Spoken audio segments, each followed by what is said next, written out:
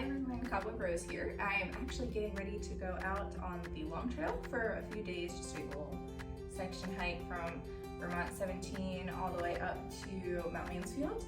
And I am unpacking and repacking my pack because you know we do that about 60 million times before we go on trail. So this is what I'm taking for just a little, like 4 days, 50 miles, something along those lines.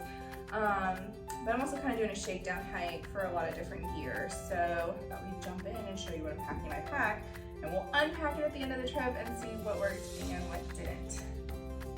So I am trying a Gossamer Gear Mariposa 60 liter pack with the Gossamer Gear Mariposa pack liner.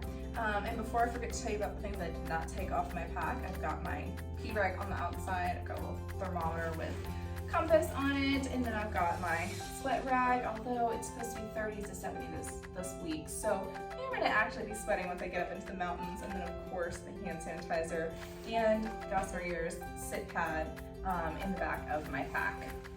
So let's get started. Not actually going in my pack, but will be on my feet, my Ultra Trail Runners.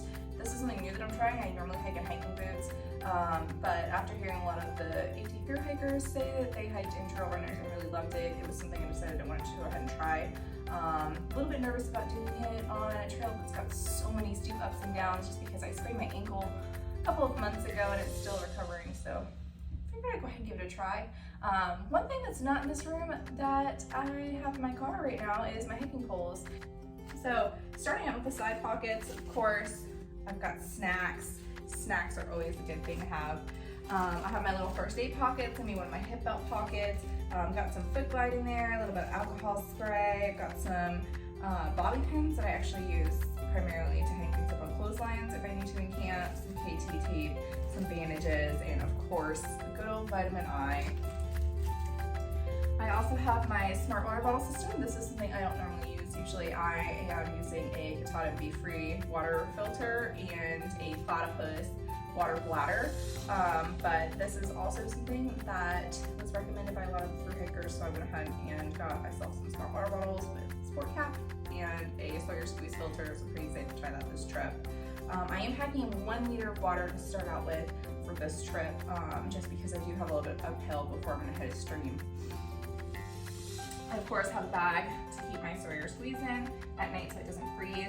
I have some Nuun flavored electrolyte tablets, and I also have a little luxury items, my hand warmers. I'm also packing I'm packing my fears this trip, I'm not gonna lie guys. I'm packing some micro spikes just because I'm gonna be on a lot of exposed rock faces when I'm up there, which means a lot of wind, and of course, you know, if it's 30s to 70s down here on the ground, it's going to be probably like 20s to 60s up on the mountaintops at night. So I am packing micro spikes just in case it ends up icing over because we are expecting some rain at the beginning of the week. Moving on to what's staying in the outside pockets of my pack, and you'll see where I pack all this in just a minute. I did get a little pee bottle for my tent. I also have my backup water system, which has my Sawyer Squeeze adapter cap for my CNOC bladder, because I hate going back and forth from the water source at camp. I also have a little bandana for filtering, and then a little cup to get water into my Sawyer Squeeze if I'm trying to drink out of something like a bottle. I do have some baby wipes to wipe off with in camp, a very ultralight trowel from Gossamer Gear, and then my little toiletries kit. My toilet paper, a lot of people will just take their toilet paper and unroll a bunch of it and either have nothing in the middle and then they're just, you know, unrolling their squares, or some people just squish down cardboard and take it with them. I personally like to just tape the end of it to, I think this is literally a Chick-fil-A straw that I like cut in half, because it gives me a little something to hold on to, and it's also super easy to roll and unroll and very lightweight. I have a bag to keep my trash in.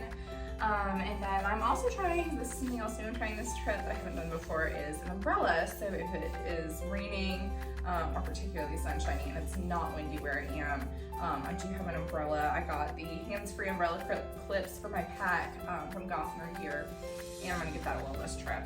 So we'll see if that's a yay or nay at the end of the trip. got a little bit of bug spray that I rehomed to a small spray bottle. A couple of Walmart bags. You can never go wrong with Walmart bags. I do have a micro towel in case anything gets really wet that I need to dry off. I do have a Cotopaxi fanny pack. Some people will get the shoulder pack for the Gossamer Gear pack. I opted for a fanny pack instead because I'm not gonna lie, I've always wanted a Cotopaxi, and it seemed like a pretty good idea at the time. So I also have a nightcore headlamp. I've got my headphones, my little wallet in here in the front, just where it's easy access, and I am keeping it in a bag because if it rains, I'm not actually packing a rain cover or anything, and this is just going to be sitting out in front of me. I got some sunglasses in here. I have my little clicker for my camera. A baggie. I've got my long trail guide, and actually when I was cutting my polypro for my tent footprint, I had a little bit extra, and it's roughly the size of a sit pad, so I figured I'd just throw it in here. It doesn't weigh literally anything, like maybe a quarter of an ounce. And I can put it underneath my sit pad so my sit pad's not constantly getting soaked. Got a little bit of chapstick in here, and then of course my trail guide pages to make sure that this girl doesn't get lost and gets to go home again. Now onto the stuff that's going inside my pack. Oh wait, one more thing on the outside. This is my tent. I do have it in just a little dry bag, and my tent stakes that I do put on the outside. I do pack an REI quarter dome tent. It is a single person tent, but it's more like a person and a half, so I really like the extra space it has. And it has a very large vestibule, which is a huge plus if you're trying to cook under your tent. I am keeping my REI Flash All Seasons sleep pad in just a little dry bag because if this thing gets condensation on it or anything like that, I don't want it touching my sleeping bag inside my pack. I have a little Sea to Summit inflatable pillow. This thing has been an absolute powerhouse for me. I've taken a lot of trips before. I've got some sleep socks, and I have just a little REI merino wool base layer shirt, and just, I think these are just REI brand like tights to sleep in at night. It should be pretty cold, but another one of my kind of sort of luxury items is I always take with me my Mountain Hardwear 0 degree down bag anytime I'm doing winter camping, just because I found that it's a lot warmer, and then I don't have to pack a liner for my sleeping bag, and it makes me feel warm and cozy, so that's always something. It's a little bit heavier, it's a little bit bulkier, but I honestly love having the warmth, so that goes in my pack. I have a little dry bag for all of the extra clothing that I'm bringing. I'm not bringing a lot of extra clothing. Basically what you see me wearing is what I'm wearing out on the trail, and for all the days that I'm there, but I do have a little zip up merino wool pullover. This serves as an extra base layer, so if it's super, super cold or if it's raining and I want to keep my puffy dry, I'm just going to throw this baby on underneath rain gear, and that should keep me pretty warm. Also, it's September in New England. It's probably hunting season for something, so I went ahead and did bring my Hunter Orange fleece buff, and then I will be wearing my just regular Hunter Orange buff because I love a good buff. Who does not? I have my Sea to Summit Insect Shield head net. The last time I didn't bring this on a trip, I thoroughly regretted it, so we'll see if I need it or not in the fall. Also, I've seen a lot of people packing rain gloves on the trail. It's never something that I've done before, but it makes perfect sense if it's raining but it's not cold and you just want to keep your hands dry so they don't get too wet. This is literally a pair of $5 latex cleaning gloves. It came in a 2-pack that I got from CVS, and it's honestly the perfect size. It has a pretty good like end on it so it can be tucked underneath my rain gear. Pretty breathable, and I can stick my gloves underneath it. So I figured I'd go ahead and give that a try. I mean, it's $5. If it doesn't work, I can find something different, but I figured that was a good cheap option to get oral. I do have some outdoor research, just lightweight gloves. These things are super, super warm, have really nice grips on them. We'll definitely be needing those in camp at night. I have my puffy jacket, currently living in a Ziploc bag in case it rains, since I'm not packing rain cover, and this actually is not going in my pack liner. It's gonna be on top where I can reach it easy. This is just a black diamond puffy. I found it on sale years ago, and the thing has been amazing. Rolled up right here is actually my anti-gravity gear rain suit. This is something new that I'm trying this trip. It does have pit zips on it. I'm really excited for that. And since we're expecting some rain, definitely keeping that near the top of the pack. So something else new that I'm trying that I haven't done before, and I'm actually a little bit nervous about, is I have a bear canister, which a lot of people say is just like unnecessary weight, and to be fair, the thing is super heavy right now because it is full. I have 4 days worth of food in here. It is packed to the limit, or I would have pulled my cook set out to show you guys. I'm affectionately calling this little guy Stickers, and I'm sure you'll be seeing stickers in other videos. So I have my Sea to Summit cook set in here, along with my MSR Pocket Rocket Deluxe, because I'm bougie like that. And I have a rather large fuel canister that I'm already kind of regretting taking. I did not have time to go get a smaller one, or I would have bought the smaller one, so I think in the future that's definitely going to be an adjustment to my gear. I also have a little titanium spork, long-handled spork that I got off Amazon, and a couple of koozies that I made myself out of just that like car sun shield bubble wrap stuff. And I've tried those out at home, and they actually work really, really well for keeping both my water warm longer and also for helping to cook my food faster. You probably noticed this little guy is covered in not just my bumper stickers for now, and of course, plenty of space for other adventure stickers, but also I put some reflective tape top, bottom, and sides to make sure that I can still find it when I drop stickers in the woods. Now onto the last couple things in my pack. I just have my little personal items, dry sack, a little bit of Benadryl just in case of an allergic reaction or anything, and also because it helps me sleep. I'm a night shifter, forgive me. I do need meds to help me sleep sometimes. I have a little tiny hairbrush with an extra hairband on it. I wear glasses and contacts, so that's what's in this case. I'm also packing in a Poseidon charger as well as an anchor. I don't know if I'm going to need both, but I've taken my Poseidon before and it has just kind of been stretched, keeping my phone charged for a full week out on a trail. So I did decide to bring the anchor. This is the PowerCore Slim 1000, and then the Poseidon is 10,200 milliamps, so that should be plenty of power for me this week. And of course I have my tiny itsy bitsy charger.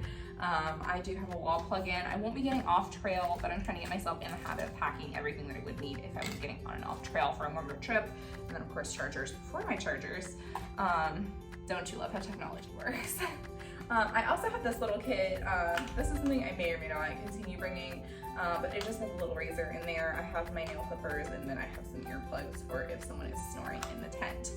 And then the last thing that I have that I haven't showed you yet that will be going on the outside of my pack, of course, like I said, I have my buff that I will be wearing while I'm on the trail, and then my Foxy Dirty Girl Gaiters going over my trail shoes, and then I have Injinji socks. I am more blister prone, so especially wearing sneakers for the first time and it being pretty wet, I do have like foot glide, and I'm wearing Injinji socks. And then of course I have my Darn Tough socks. I'm an absolute sucker for a good pair of Darn Toughs, and hiking in Vermont, definitely have to be wearing these because they are New England born.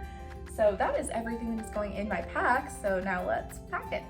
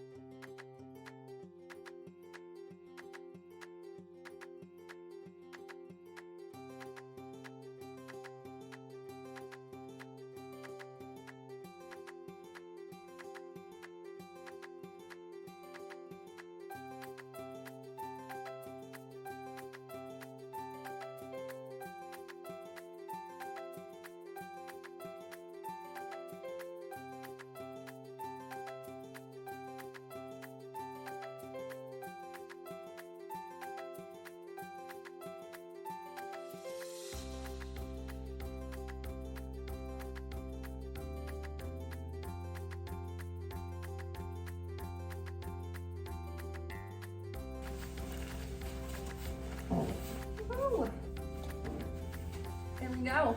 And then last, but certainly not least, my camp shoes, Crocs, naturally. We'll be riding the outside. And that's it. So you're probably wondering, Emily, that was a lot of stuff. I can't believe you fit that in that whole pack. So how much does that weigh? Well, my base weight is, most unfortunately, and please do not ridicule me for this, because this is actually probably the lowest base weight I've gotten to this point for section hiking, is 25 pounds. And I'm packing in a liter of water and then of course 5 days worth of food in a bear canister, which in and of itself weighs about 2.7 pounds. I know there's a trade-off between a bear canister and a bear bag. That can be covered in a different video, or you can go watch someone else's videos on that subject. But my starting weight for this pack, excluding of course my Huda pack seat, which I think weighs 0.8 ounces with everything except my phone in there, which I am obviously using as a camera, is 31.2 pounds, I believe. So that's what we'll be starting out with, hitting the long trail. I'll do another video at the end of it just to let you know how everything went, and then of course what gear worked and what didn't. So see you guys next time.